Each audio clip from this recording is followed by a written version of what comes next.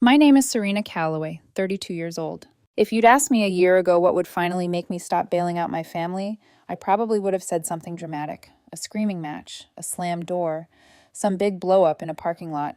I wouldn't have guessed it would be a phone call about a party I wasn't invited to. On paper, my life looked fine.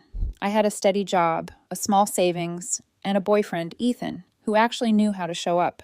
We shared a quiet apartment across town, the kind with thin walls and decent light, and a landlord who fixed things, eventually. But none of that mattered to my family.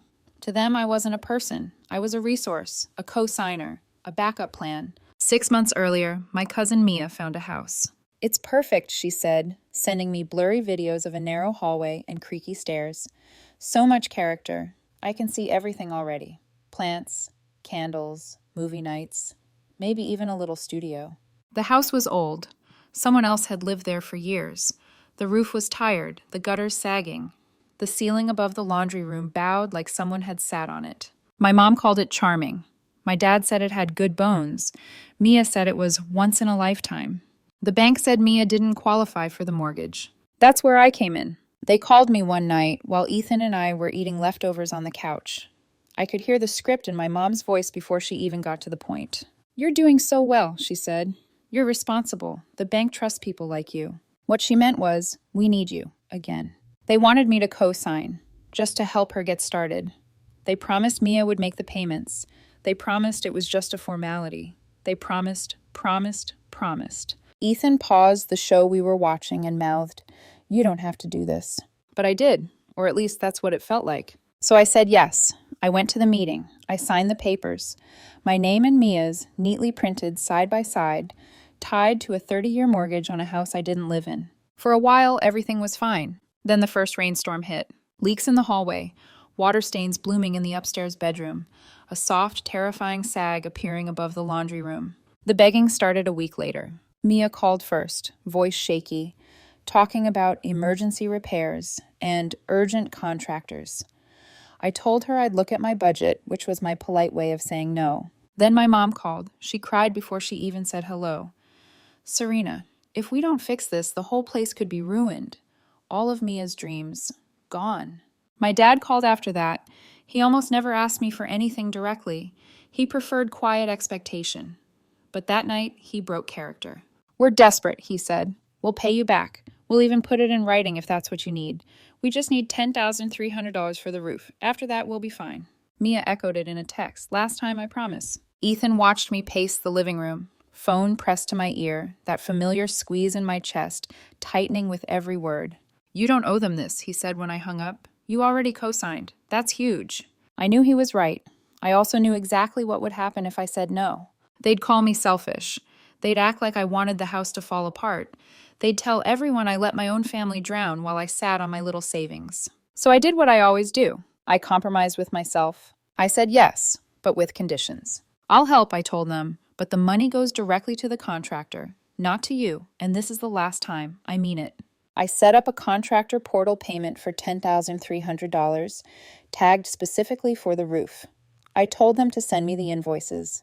They acted grateful. They sent updates. "We'll pay you back. You'll see. We're so lucky to have you." For a while, I believed them. Then came the call. Mia rang one afternoon while I was finishing up emails at work.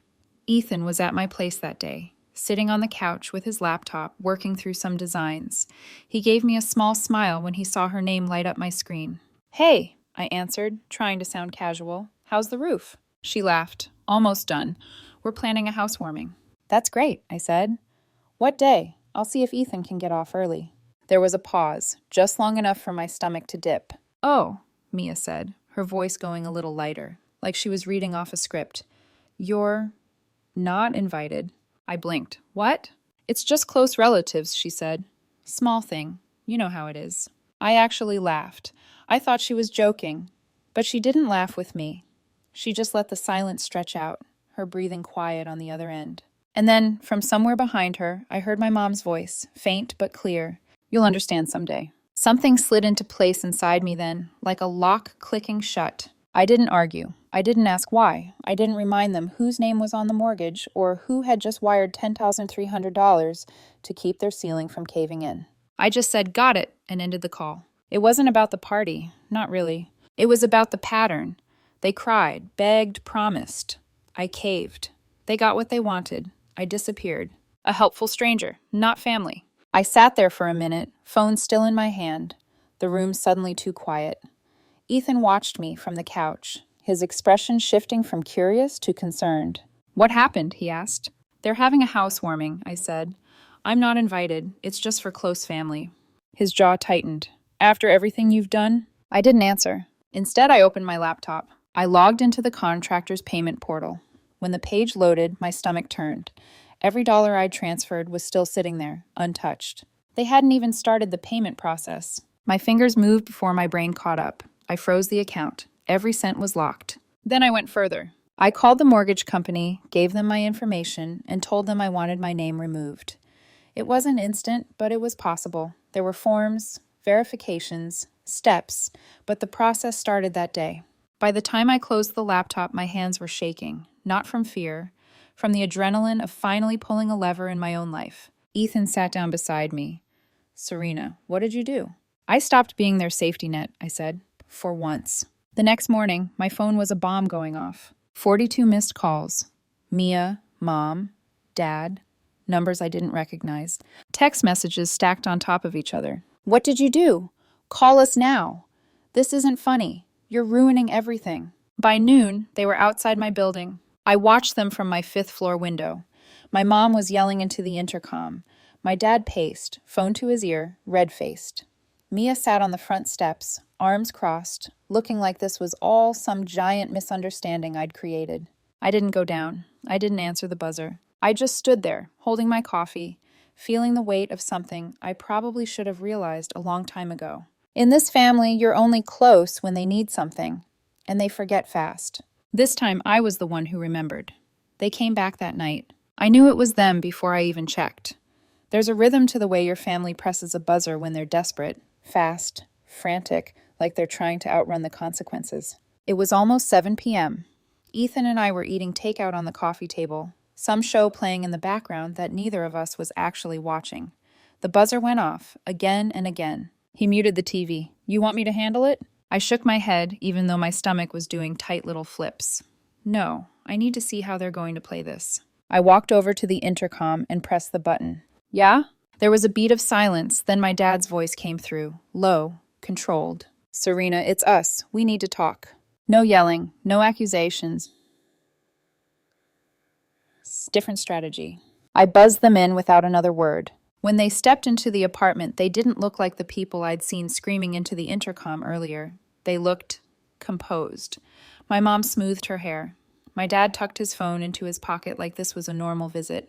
Ethan stayed in the kitchen, leaning on the counter, close enough to hear, far enough to give me room. My mom sat on the edge of the couch like she was at a doctor's appointment. My dad paced once, then settled into the chair across from me. For a full minute, nobody spoke. Then my dad cleared his throat. "If the contractor's account is frozen," he began, "and your name's coming off the mortgage, then, look, just lend us the $10,300 directly." He said it like he was offering a reasonable compromise. "We'll pay you back," my mom added quickly. "We can sign something if that makes you comfortable. You want it official? Fine, let's make it official." I just stared at them. A week ago, I was apparently not close family enough for a chair at their big celebration. Now, suddenly, they were ready to do things properly, write contracts, behave like responsible adults. It would have been easy to say no. It would have felt good, even. But I knew how this story ended if I refused. The roof wouldn't be fixed. The leaks would get worse. They'd start missing mortgage payments. The house would become another crisis that somehow landed in my lap.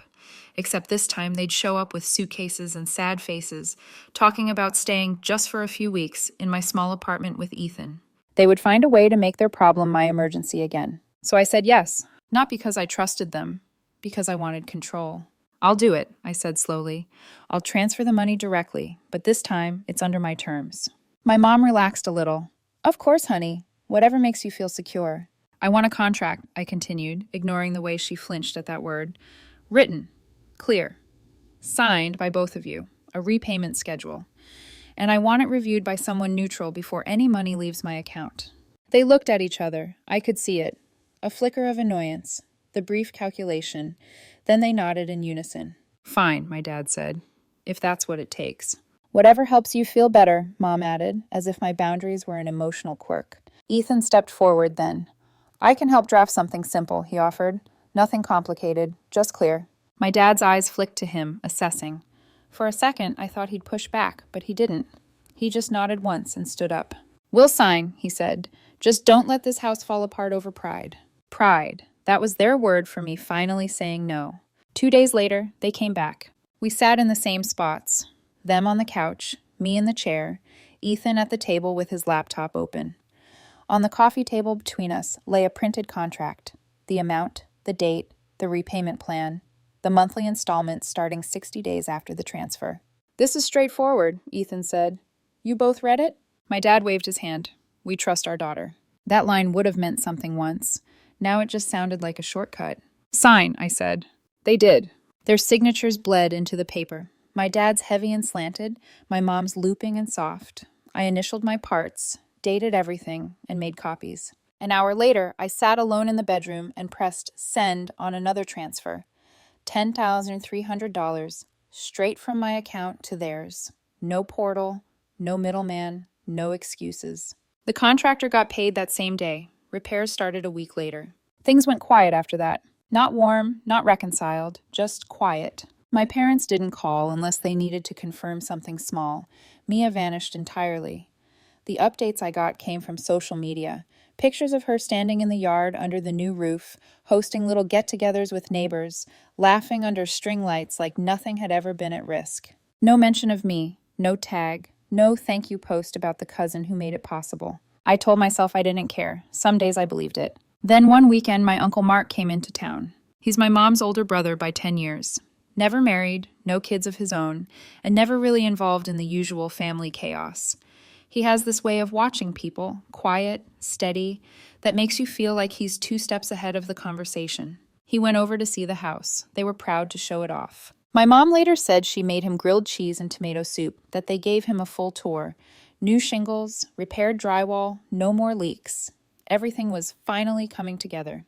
But that's not the part that mattered. Mark called me the next day and asked if we could meet.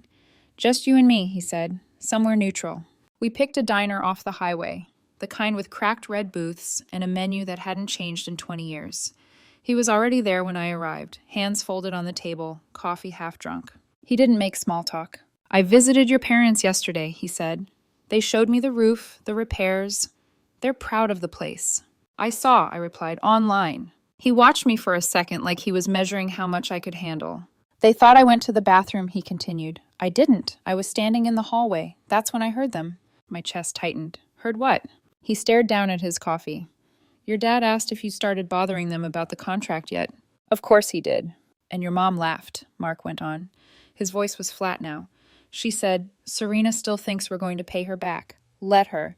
After everything we've done for her, she owes us more than that. The words landed like a physical blow. She owes us. It wasn't just the money, it was my life, my choices, my silence. Then Mark added quietly, she said you'd get over it, that you always do. I sat there, staring at the crumbs on the table between us, trying to breathe past the pressure in my throat. He didn't interrupt, he just waited. When I finally spoke, my voice sounded unfamiliar. What? Money did you think they were talking about? He looked up at me then, eyes sharp. That's what I wanted to ask you. So I told him everything. The co-signing, the roof, the $10,300, the contract, the promises. I laid it all out in a straight line, watching his face harden with every detail. When I finished, he leaned back in the booth and exhaled slowly. They signed that contract willingly? He asked. Yes. And they haven't paid you a single cent? Not one. He nodded once, like something he'd been unsure about had just been confirmed. I'm sorry, he said quietly. You didn't deserve that. For a second, I almost cried. Not because of what my parents did, because someone in the family finally said out loud what I'd been too tired to admit. We didn't talk much after that. We finished our food in near silence. When we parted in the parking lot, he squeezed my shoulder. Whatever you decide to do next, he said, don't let them convince you you're overreacting. You're not. I didn't sleep that night. Not from rage, from clarity. All of it lined up now. The fake politeness, the sudden cooperation, the way they signed that contract without blinking. It hadn't been an act of good faith. It was a prop, a piece of paper they never intended to honor. They weren't waiting to repay me. They were waiting for me to forget. But I don't forget. Not anymore. The next morning, I opened a new tab on my laptop, typed in civil lawyer family contract dispute, and dialed the first number that looked like it didn't belong to a scam. When the receptionist asked what the case was about, I didn't hesitate. I loaned my parents money, I said. We have a signed contract. They refused to pay it back. She didn't sound surprised. We handle that kind of thing all the time, she said. Let's schedule a consultation. I hung up and stared at my reflection in the dark screen. There it was, the line in the sand. They thought I'd always cave. They thought I'd always choose peace over truth. They thought I'd always protect their image over my own future. This time, I was choosing differently. The lawyer's office was smaller than I expected. 2 rooms, a receptionist, and a man who looked like he'd spent decades watching families tear themselves apart over less than $10,000. He shook my hand, sat down across from me, and opened some in the manila folder I'd brought. Inside were the contract my parents signed, the bank transfer confirmation, the emails, the texts, all the evidence of a promise they never intended to keep. He flipped through everything slowly, nodding. Nothing shocked him. Not the amount, not the signatures, not the family dynamics. When he got to the last page, he set the folder down. They signed this willingly? He asked. Yes. And they haven't paid you anything? I shook my head. He leaned back in his chair. All right, then we'll follow procedure. We give them one last chance to respond officially. If they ignore it, we file. He wrote up a demand letter. Clean, precise, and polite, in the coldest way possible. It outlined the contract, the repayment terms, their complete failure to comply, and gave them 15 days to respond. We emailed it to them, mailed a physical copy too. Then I waited. 15 days passed. Nothing. Not a call, not a text, not even a passive-aggressive message from Mia, which almost shocked me. So we filed. Civil court. My lawyer said my case was straightforward. No loopholes, no ambiguity. They signed, they owed. 3 days after the lawsuit went through, I looked up from my desk at work and saw my mother standing in the lobby. My blood ran cold, not from fear, from embarrassment. She was pressed against the glass door, waving frantically. My dad stood behind her, phone out, recording, just in case I made a scene. My manager walked up behind me. Is everything okay? Yes, I said, even though it wasn't. They're leaving. I walked closer to the glass but didn't open the door. I mouthed, You can't be here. My mom's eyes filled with tears. She pressed her hand to the door. Serena, please. I shook my head. My manager stepped between us, and my parents backed away, their performance over before it even began. That night, my phone rang. Mia. I let it go to voicemail, but she called again and again until I finally picked up. The moment I answered, she exploded. You actually filed? You're suing your own parents? Are you serious, Serena? Over what? A couple $1,000s?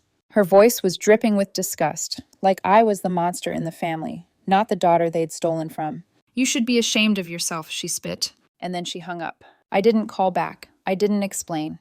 I didn't defend myself to someone who saw me as an ATM with legs. A week later, I got an email from my parents' lawyer.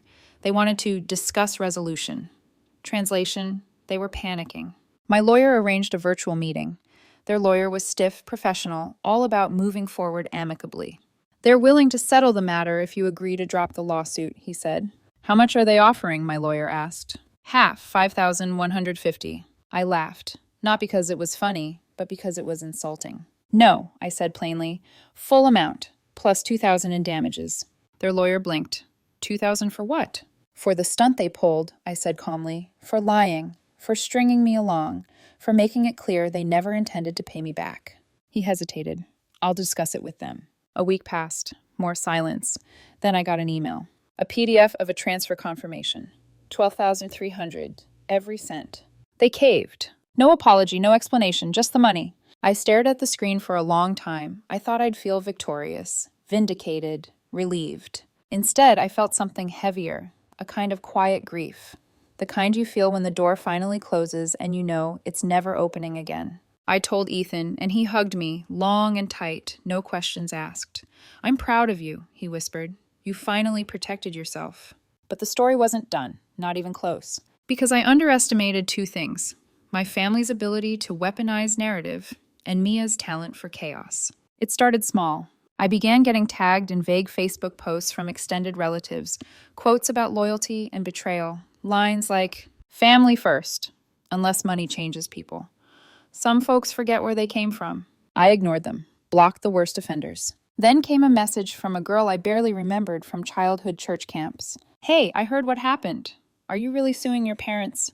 I'm not judging. I just can't believe it. I left it unread. But then came the photo. Someone posted a picture of my parents and Mia standing under the newly repaired roof with the caption, "When family stands together, nothing can break you.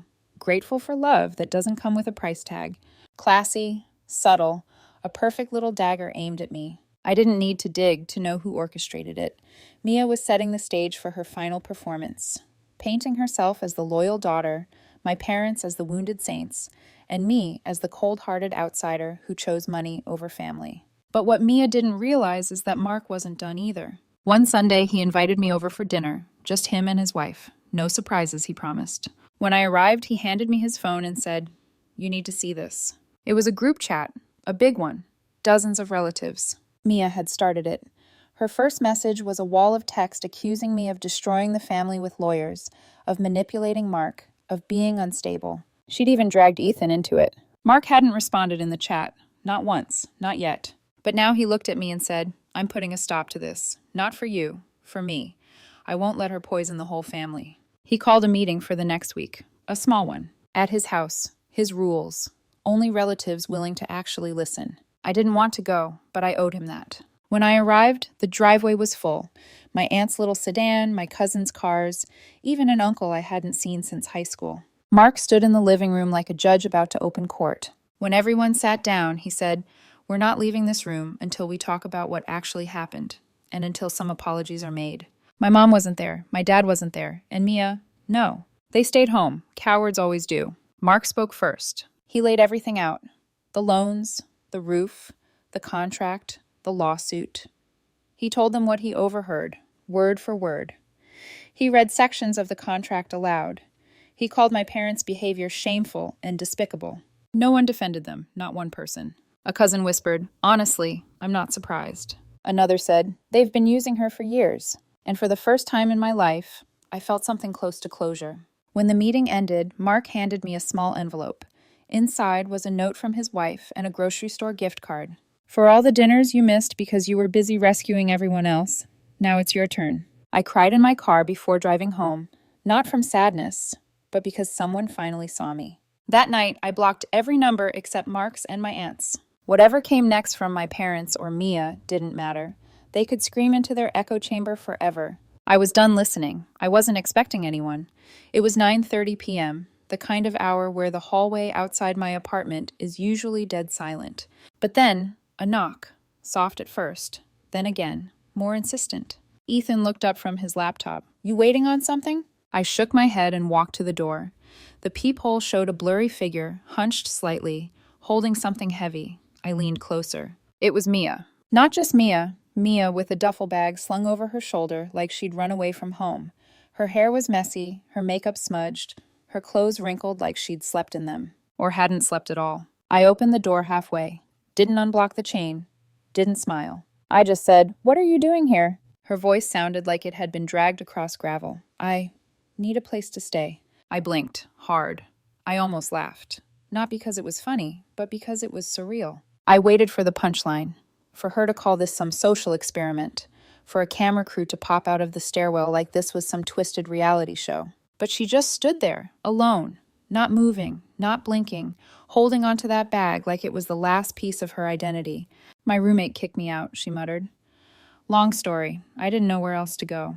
Wow. Now she needed me. Not for money, not for co-signing, not for reputation. For survival. The irony was almost poetic. But the part that shocked me most wasn't that she'd shown up. It was how fast the answer rose to my lips. No. She didn't argue, didn't cry, didn't scream. She just stood there another few seconds, like she expected reality to warp around her, like the universe would reconfigure itself back to the way things used to be, where I was the one who cleaned up everyone else's messes. But it didn't. I didn't. Eventually, she nodded once, turned around, and walked away down the hallway, dragging that duffel like it weighed 100 pounds. I closed the door, locked every lock, leaned against the wood and exhaled slowly, like my lungs were finally remembering how to work. Ethan came over quietly. "You okay?" Yeah, I said. For the first time, yeah. The next morning, my phone rang. Uncle Mark. I told him what happened. He wasn't surprised. Yeah, he said, sighing. She's burned a lot of bridges lately. And your parents, well, let's just say they're not exactly stepping up for her. Mortgage problems, I guessed. Worse, he said. They're behind, way behind, and I think they thought you'd eventually cave. Show up with a check. Fix everything. That hit harder than I expected. Not because I felt bad, but because he was right. Even after everything, they still believed I'd fold, that the guilt they'd trained me with would pull me back, that I'd swallow the entire history of betrayal, disrespect, manipulation for them again. But not this time, not ever again. A few days later, I saw Mia. It was a chilly morning, sunlight cutting through the cold like a thin knife.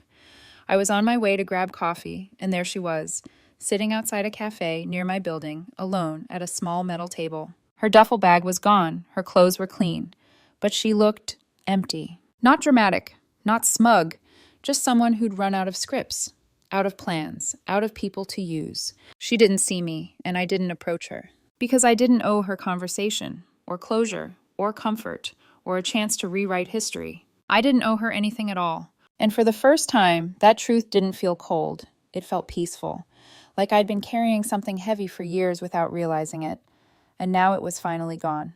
When I got home, I found Ethan cooking dinner, pasta on the stove, garlic bread in the oven. He glanced over his shoulder and smiled. You're early. Yeah, I said, taking off my coat. Just wanted to be home. And that was it. That was the moment. The moment I realized the most unexpected part of this entire story wasn't the lawsuit or the family meetings or the smear campaigns or even Mia showing up at my door with a bag. It was this feeling, this soft, quiet, steady peace. Because the chaos wasn't mine anymore. The emergencies weren't mine. The debt, the manipulation, the guilt, none of it belonged to me. They could scream into their echo chambers. They could post all the vague quotes they wanted. They could rewrite the story 100 times. I didn't care. I didn't listen. I didn't need them to understand my choices. For once, I finally understood myself. And the door that slammed shut the day I froze that renovation account, I never looked back at it again.